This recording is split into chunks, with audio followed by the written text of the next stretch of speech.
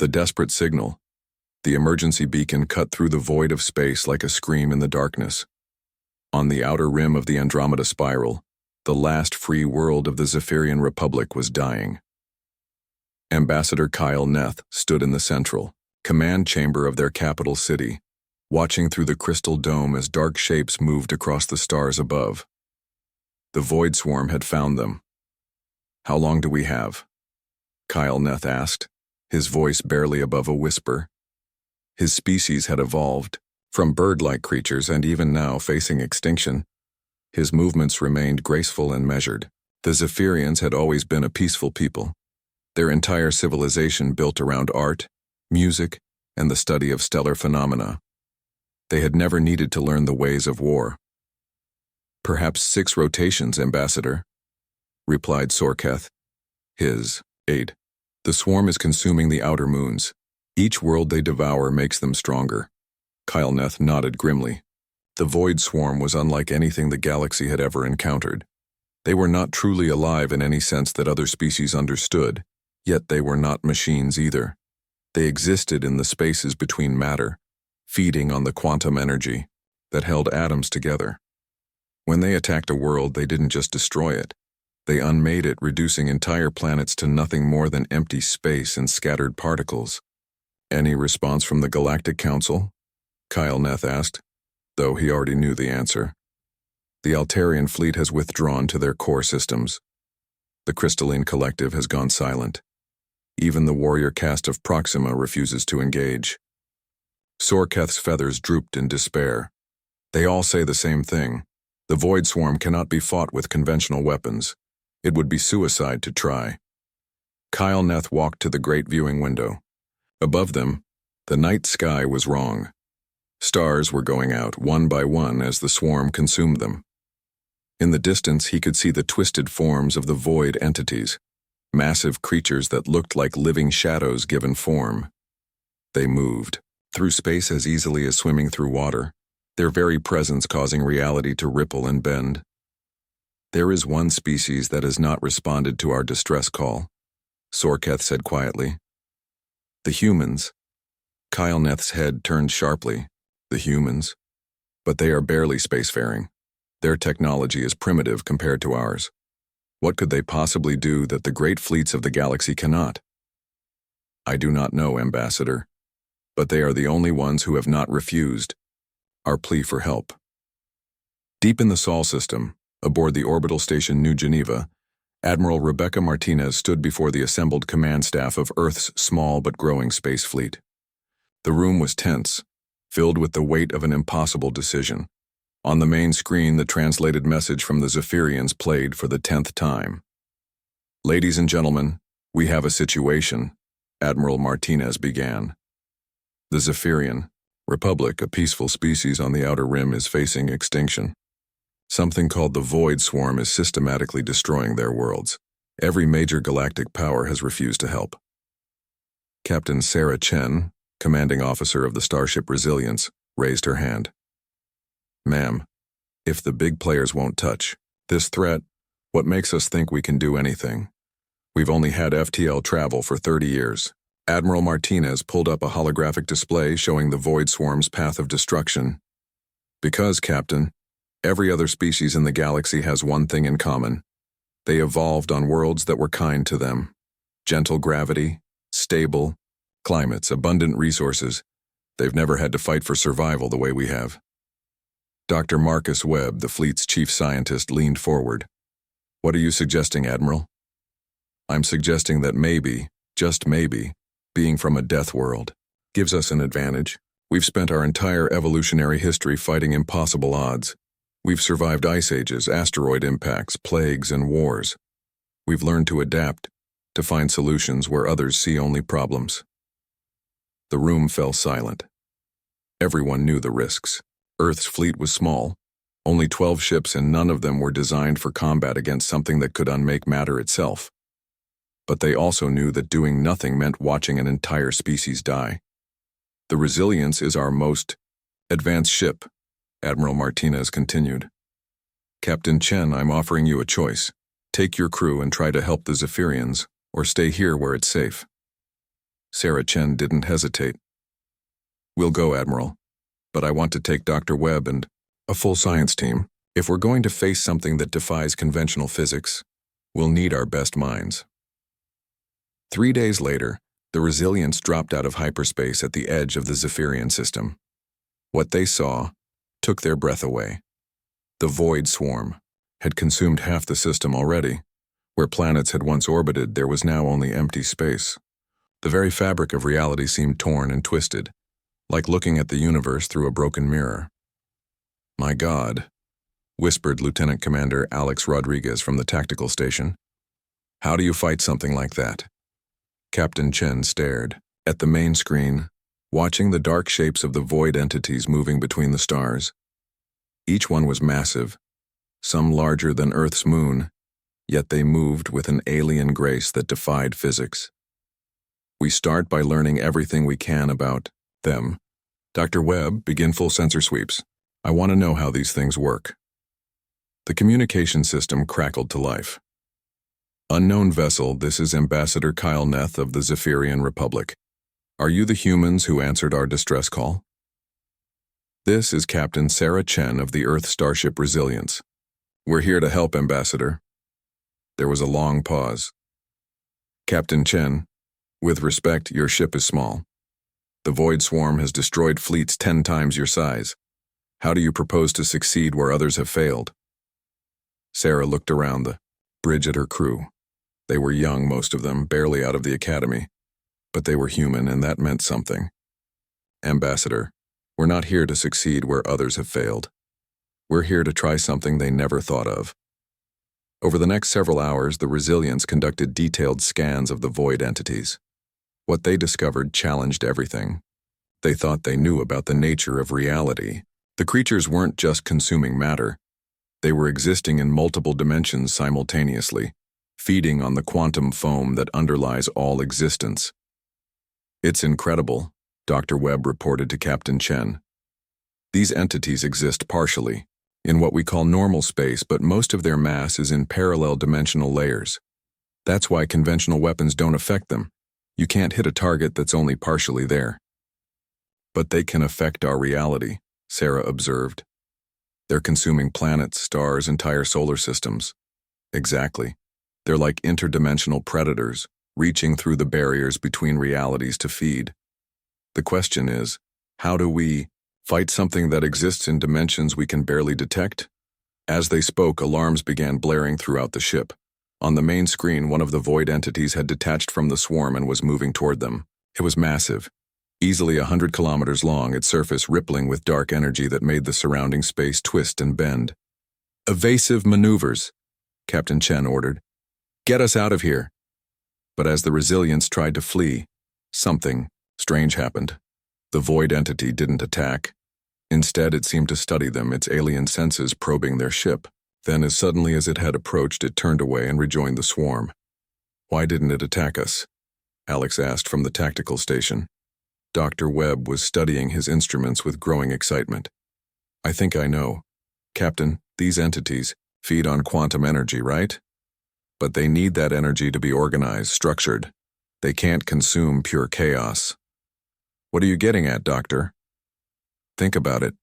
Every other species in the galaxy comes from worlds that are stable, predictable. Their technology, their thinking, everything about them is ordered and logical. But humans? We're from Earth. We're used to chaos, to systems that don't make sense, to finding patterns in randomness." Sarah began to understand. "You're saying we're naturally chaotic in a way they can't process?" "Exactly.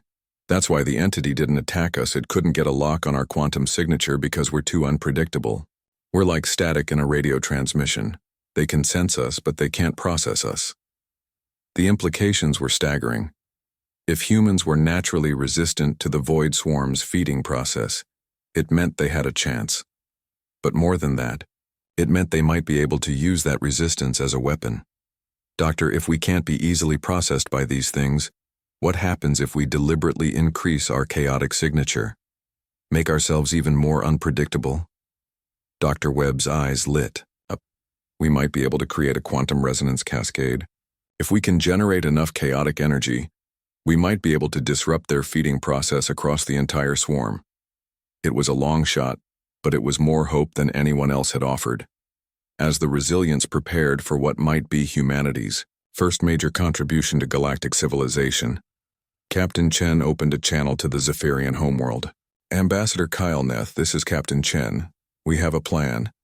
It's dangerous and it might not work, but we're going to try.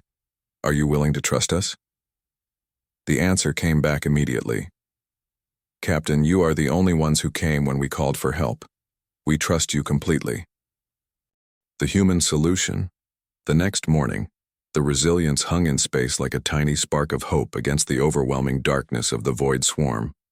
Captain Sarah Chen stood in the ship's main laboratory, watching Dr. Webb make final adjustments to what he called the quantum chaos generator. The device looked like a collection of random parts held together by determination and hope, which, in a way, it was. Explain it to me one more time, Doctor, Sarah said, in terms that won't make my head hurt. Dr. Webb smiled, his excitement barely contained.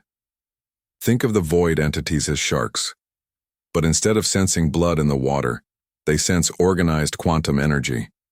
Every other species in the galaxy is like a school of fish, predictable, organized, easy to track and consume. But humans?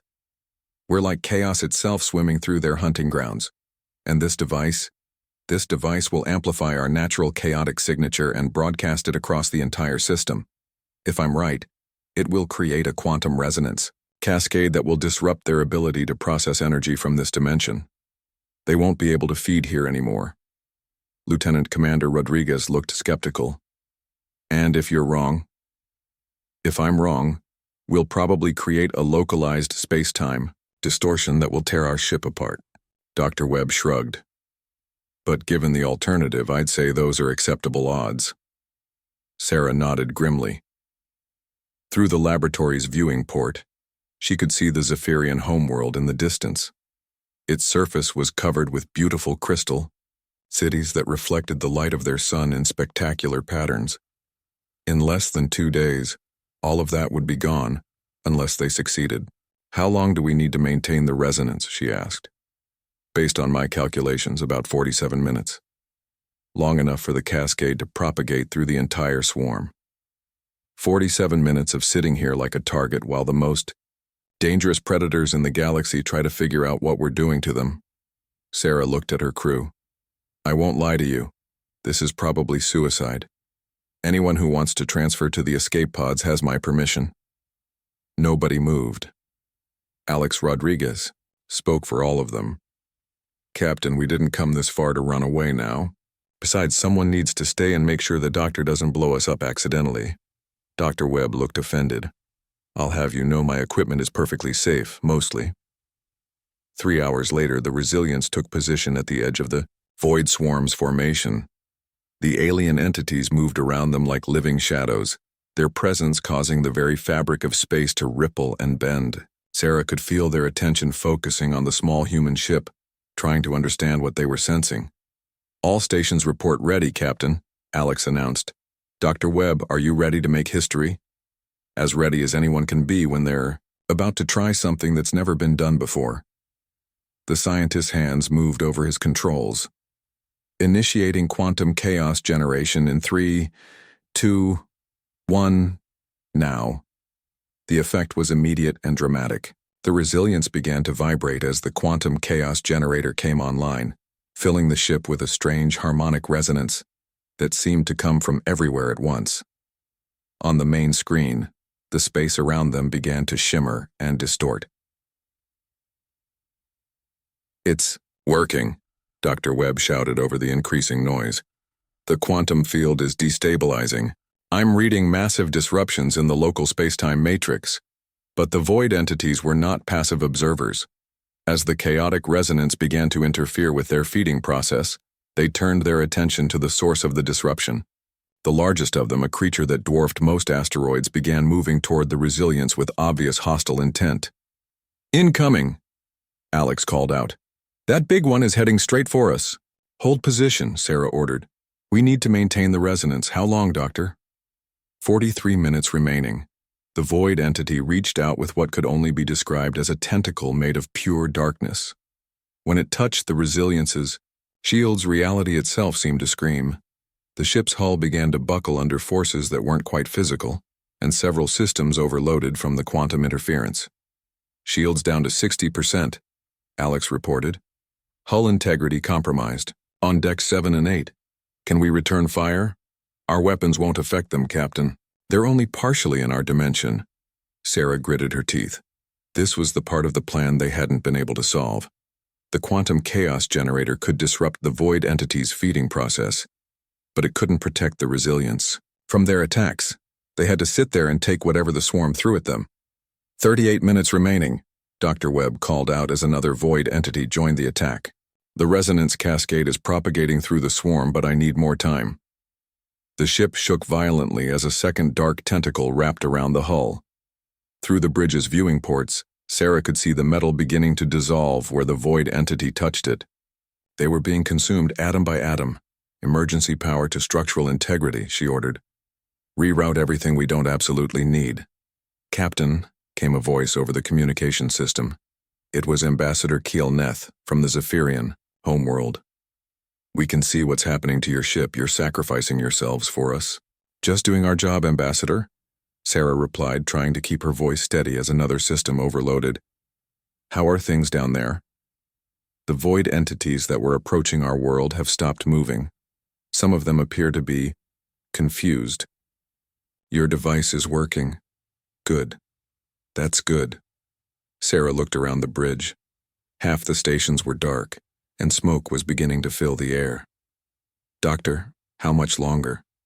22 minutes. But Captain, I don't think we can hold together that long. The quantum interference is tearing us apart from the inside. That's when the miracle happened. On the main screen, new contacts appeared at the edge of the system. Ships, dozens of them, approaching at high speed. But these weren't the sleek, elegant vessels of the advanced galactic civilizations. These were rough, practical ships that looked like they'd been built in shipyards and salvage operations across human space. This is Admiral Martinez aboard the battleship Determination, came a familiar voice over the communication system. Sorry we're late, Captain. We had to stop and pick up a few friends. Sarah's eyes widened as she recognized the other ships. Cargo haulers converted to warships, mining vessels armed with industrial cutting beams, even a few pleasure craft that had been hastily fitted with whatever weapons their owners could find. It was the most raggedy fleet in the history of space warfare, but it was human, and that made all the difference. Admiral, you can't fight these things with conventional weapons. Who said anything about conventional? Admiral Martinez's voice carried a hint of amusement. Dr. Webb's data burst gave us some interesting ideas. If these entities feed on organized quantum energy, what happens when we give them something completely indigestible? The human fleet opened fire, but not with energy weapons or missiles. Instead, they began broadcasting pure randomness, static, chaos, the quantum equivalent of white noise. The effect on the void entities was immediate and dramatic. They recoiled from the human ships as if burned, their dark forms writhing, in what could only be described as pain. It's working, Dr. Webb shouted. The chaotic broadcasts are creating quantum static across the entire system. The entities can't process any organized energy. With the pressure off the Resilience, the quantum chaos generator was able to complete its work. The resonance cascade propagated through the dimensional barriers, creating a zone of pure quantum chaos that extended throughout the Zephyrian system.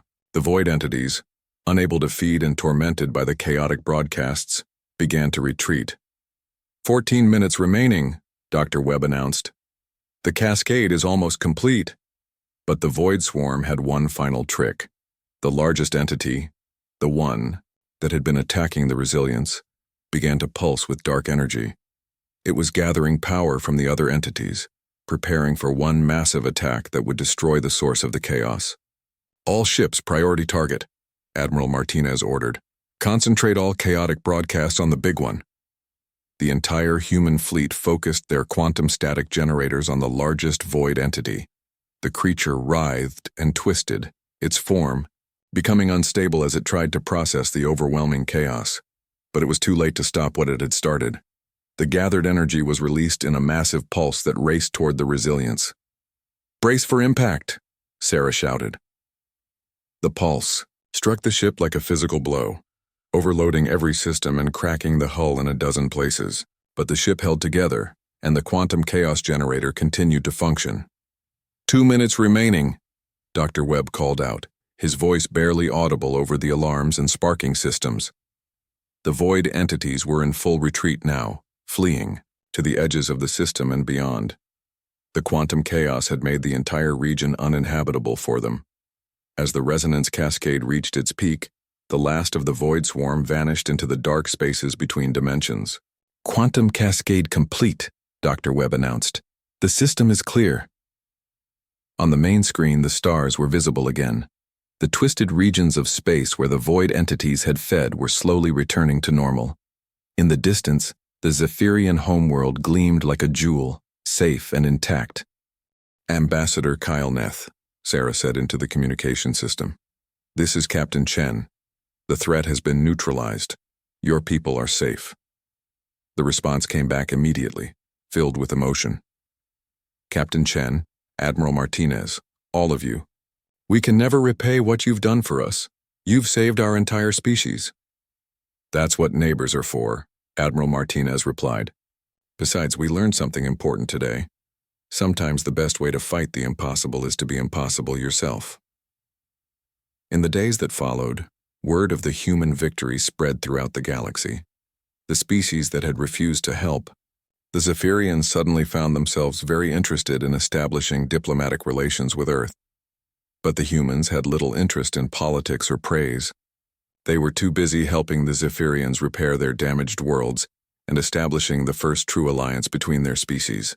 Dr. Webb's quantum chaos generator became the foundation for a new type of technology that could protect entire systems from dimensional predators.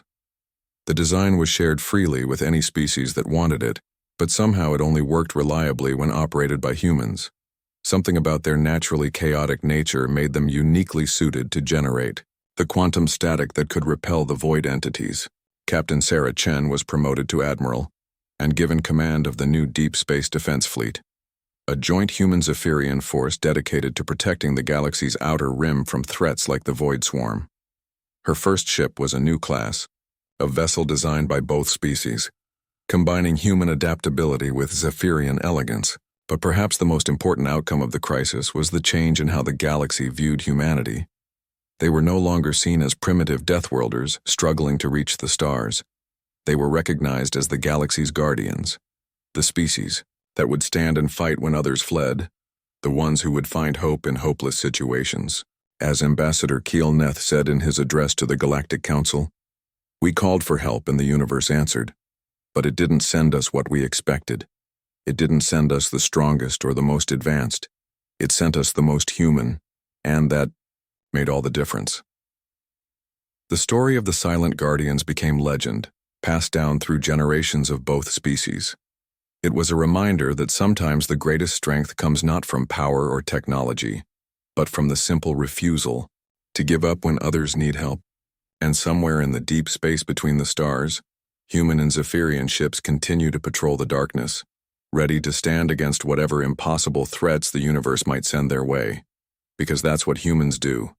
They show up when others won't. They fight when others can't.